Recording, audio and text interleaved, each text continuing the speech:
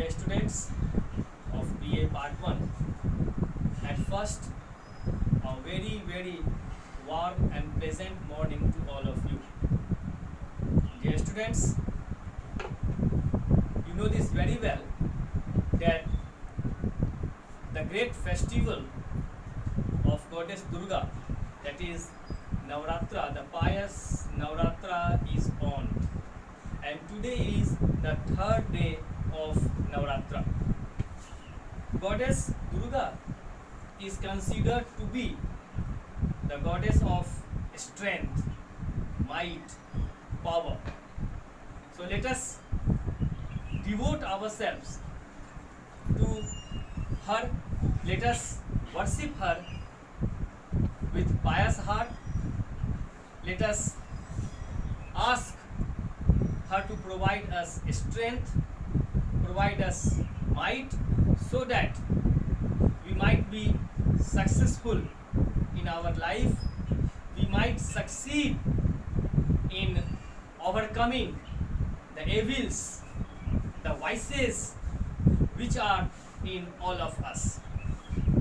Dear friends, in the previous video of mine, I remember very well that I had started discussing a very popular poem, a very suggestive, thought-provoking and reflective poem written by P.B.Shelley, Ode to the West Wind.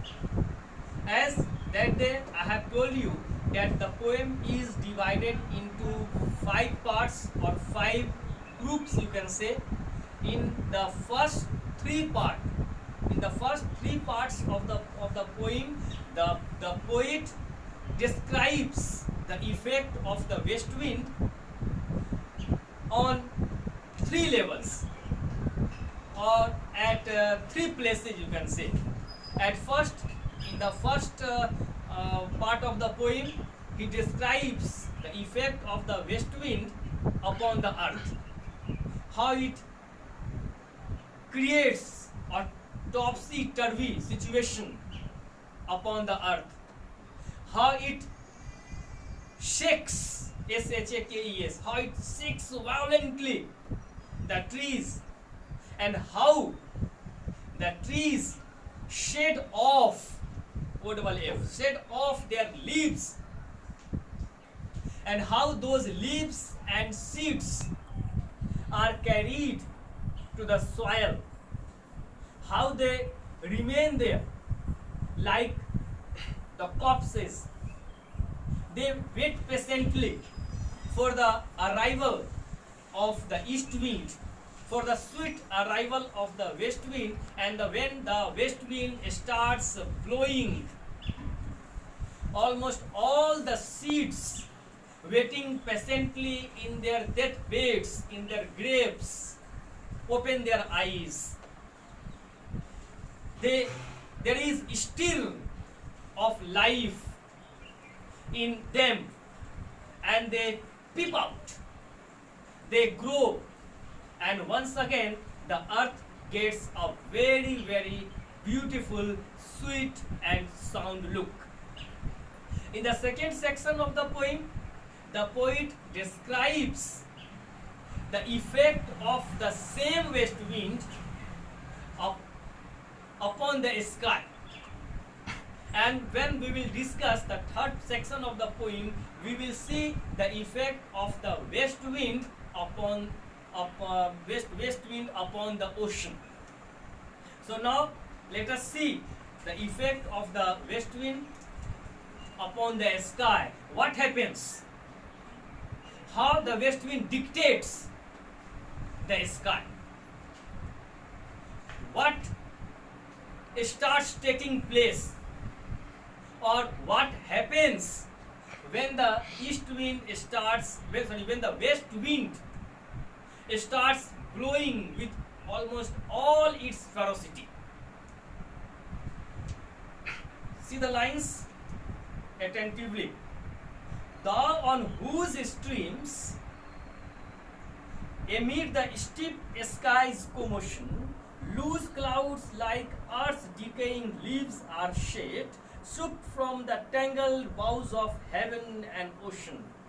Thou on whose stream, amid the steep sky's commotion, steep, Tej, great, the west wind starts blowing with all its might, with all its horribility, with all its ferocity, and the sky gets busy. The sky gets full of so many commotions, so many happening, you can say, gatividiyan. And what happens? The clouds start surging. They start traveling from one place to the another, from one corner of the sky to the another corner. For that purpose of traveling from one place to another, they use the flight of air free of cost. They have not to pay for that. They enjoy the kingfisher flight of the west wind. Thou on whose streams amid the steep sky's commotion, see the alliteration of a sound, loose clouds. The adjective before cloud. How are the clouds? The clouds are loose. Loose clouds like, simile is here, like earth's decaying leaves are set. When the west wind starts blowing upon the earth, the trees shed their leaves. The same thing happens in the sky. When the west wind pushes the clouds violently, the clouds which are loose shed their leaves, and the leaves of clouds are the water. Clouds shed their water.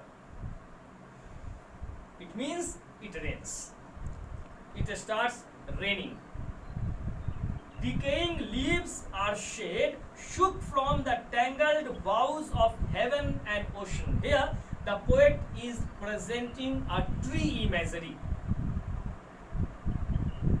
The poet presents the cloud in the image of a tree. You know the fact very well that clouds are formed of water from the oceans, from the rivers. It is but natural, therefore, that the roots of the trees, of the tree of clouds, are always in the ocean. And boughs, branches are in the sky. The east wind is so ferocious, so violent, so monstrous,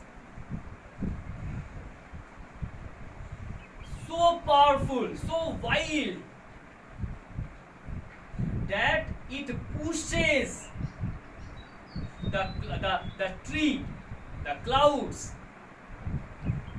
gives jerks,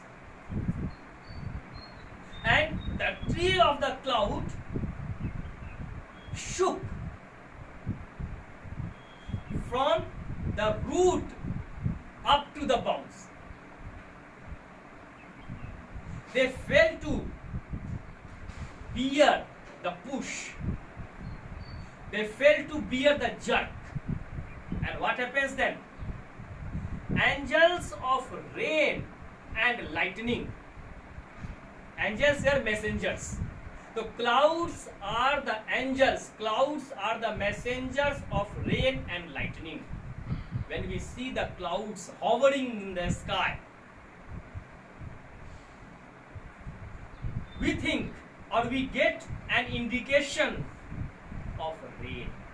जब कभी हम बादलों को उमड़ते घुमड़ते देखते हैं आकाश में, तो indication होता है, हमको यह पता चलता है इससे बादलों को देख के कि बारिश हो सकती है, बारिश होगी, बिजली छिटक सकती है, थंडर हो सकता है, ये उसका. तो they are the clouds are the very messengers of the would be rain, would be lightning, you can say. There are a spirit. Clouds are a spirit.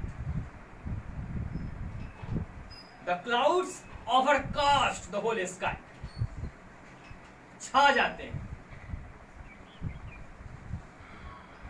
On the blue surface. The sky looks blue. The blue surface of the sky get overcast with black and white clouds. And it seems that it will rain cats and dogs. It will rain torrentially. Of thine airy surge, or as I have told you, इसके लिए मतलब पूरे आकाश में छाने के लिए, just to overcast the whole sky, they take the help from the west wind. सहारा वो west wind का ही लेते हैं. They fly on the mighty wings of the west wind and get spread to the whole sky. Like, once again there is a simile, like the bright hair uplifted from the head of some fierce maniac, even from the dim verge of the horizon to the zenith's height. Here, the poet is taking course rather of an allusion just to describe the things. Like the mighty hair uplifted from the head of some fierce maniac. Here, there is a description of Bacchus and maniac. Bacchus is a god of love, and maniac is a lady considered to be not beautiful, but she loves Bacchus, and Bacchus is a god of love and fertility. He must be very handsome. Manaead is after Bacchus. She wants to overpower Bacchus. She wants to get hold of Bacchus. She has a desire to be loved by Bacchus. Whenever Manaead gets a look of Bacchus, she runs towards him. And when Bacchus watches Manaead running towards him, he scuttles away. He gallops away. He takes to his heels, you can say. भागने लगते हैं बेचारे. Now, this is the case of following and followed. Bacchus is being followed. Followed by whom? By Manaead. Maenad possesses long locks and her locks are unbraided. She has not pinned her locks. And when she flies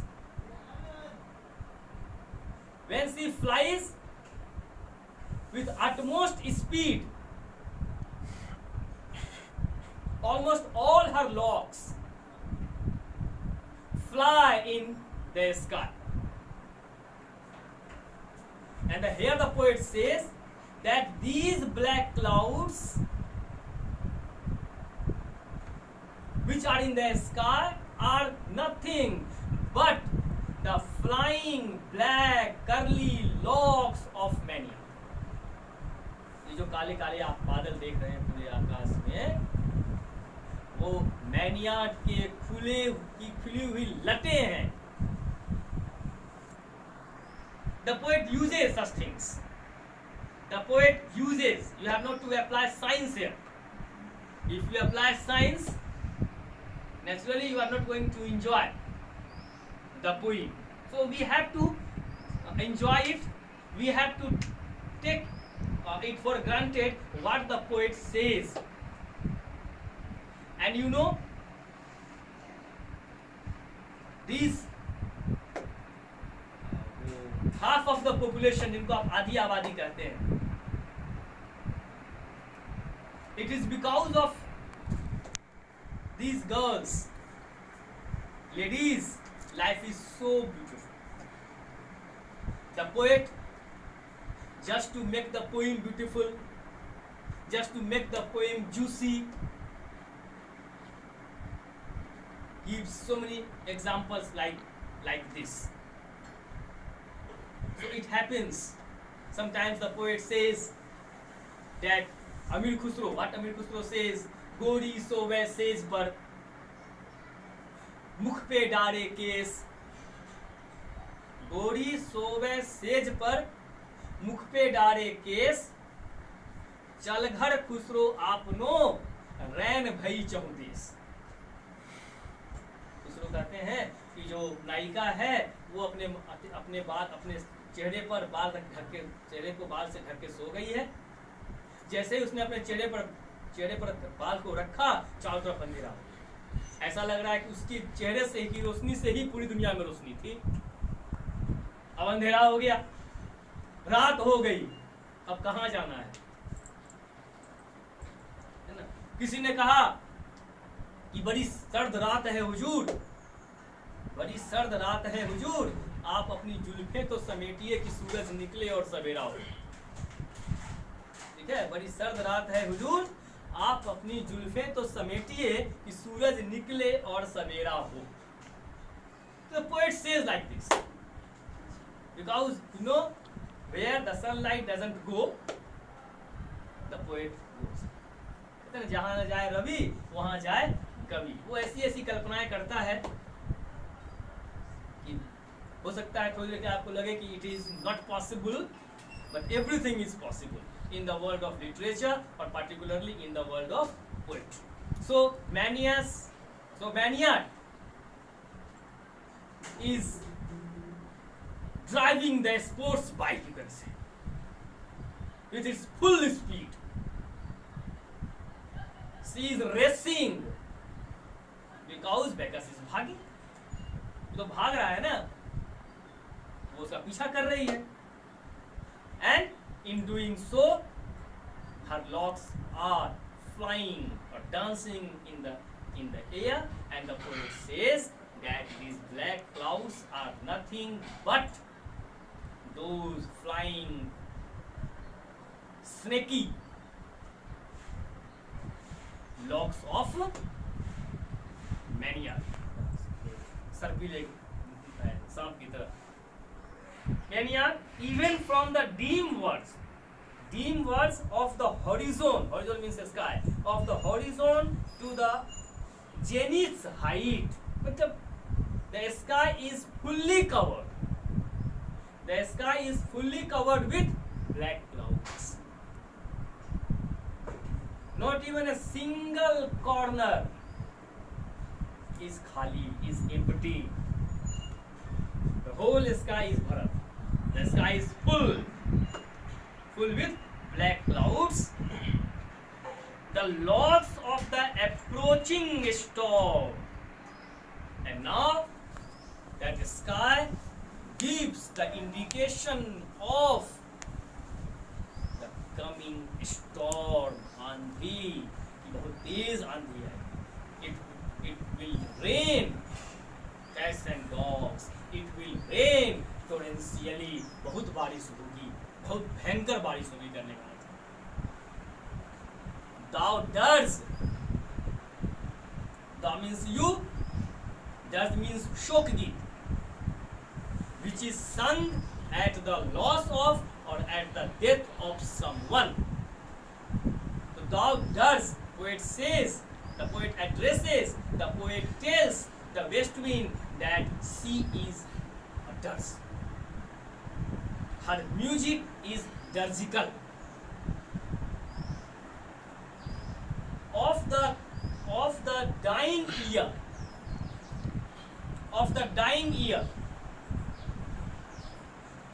upon the 31st night, you make merry. You make musical. You play upon some musical instruments. What are those tunes? Those tunes are the indication of the departing year. It means that sound, that music is dirge. The poet says, thou dirge of the dying year, to which this closing night will be like a dome of a vast sepulchre. Of the dying year, to which this closing night, this is the last night of the year. The chapter of the year will be closed tonight. The year will die, and the next year will commence, will start. Will be the dome of a vast sepulchre, graveyard, you can say. This year is going to be pushed into the grave.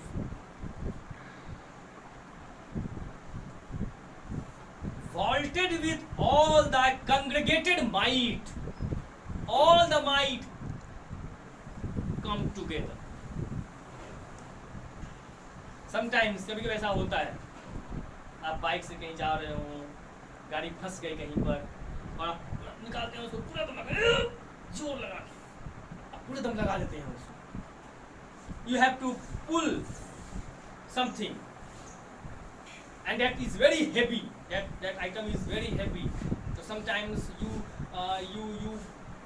try to pull it by bringing almost all your energy together, और पूरी ताकत लगा के आप उसको उठाने का प्रयास करें. तो वेस्ट विंड ने क्या, the poet says that this grave, this dome will have the power of thy might, all thy might, तुम्हारी पूरी ताकत उसमें होगी, उस कब्र में होगी, जहां तुम इसको क्या तुम कर दोगी, दफन कर दोगी. Of vapors from whose solid atmosphere, clouds are made of vapors, and of whose solid atmosphere black rain and fire and hail will burst. Oh, here it will rain torrentially. It will rain cats and dogs. It will rain and rain and rain. Black rain. भारी बारिश, you can say. black night, water is pouring, and it seems that the color of the water is also black rains, and fire, lightning, because the air is going to be packed, going to be pushed into its grave. So there must be terribility, there must be horribility. Terribility and horribility of the west wind has been presented at its climax here in these lines, and the poet says, oh, here once again the expression oh stands for the sorrow of the poet, and he addresses the west wind telling here. It means he wants to have a talk with the west wind. He wants to say something to the west wind. He has some desire with the west wind. He wants that the west wind should come and have a cup of tea with him. He wants to do some chai par charcha, you can say, with the west wind. Therefore, once again he says, oh, here. So here you have seen the effect of the west wind upon the sky. Or in other words, you might have seen, you might have enjoyed how the west wind affects AFFECTS, how the west wind affects the whole sky, how it governs the whole sky, how the sky gets full of activities with the very blowing of the west wind, how the clouds get shifted from one place to another, how they are tossed, how they are pushed, how they are jerked, and how they are left with no other option than to shed the water they have.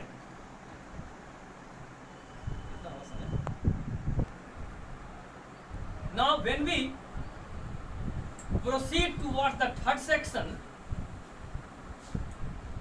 we see that the west wind creates the same thing with the ocean also.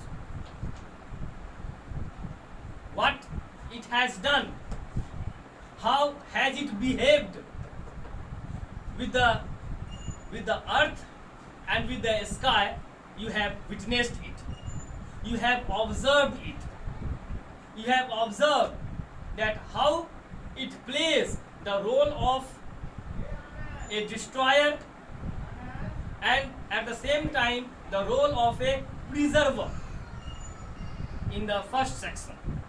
In the second section, you have seen its badmashi, its naughtiness, its power, its might, its horribility, its terribility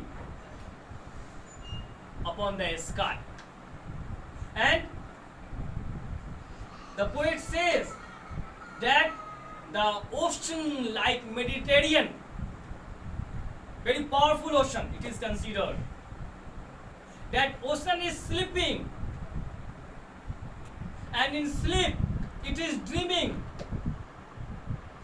The west wind goes there, the west wind goes there and give the ocean a push, a jerk.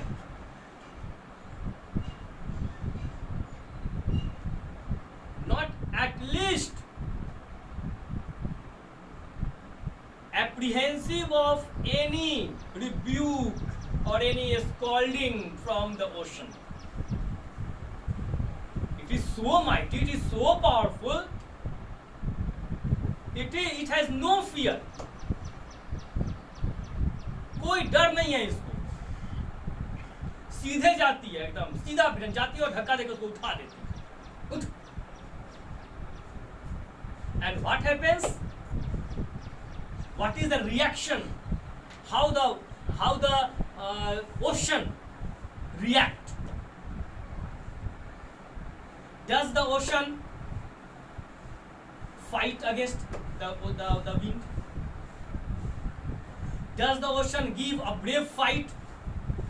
Does the ocean retaliate? बदला लेना? Does the ocean revenge?